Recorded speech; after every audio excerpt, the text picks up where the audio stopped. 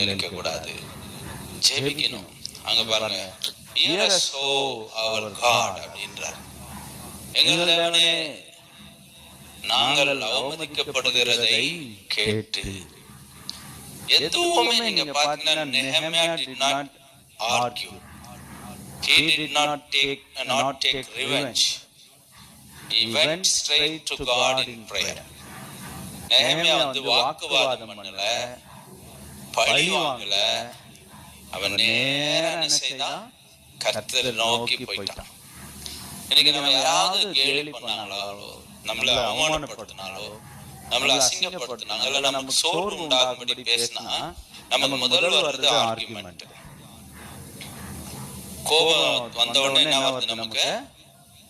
வாக்குவாதங்கள், தர்க்கம், வாக்குவாதம் பண்ற. அது எப்படி நீ என்ன பேச, அது எப்படி இது எப்படி சொல்ல, நீ நிறைய உண்டா போயிடும்.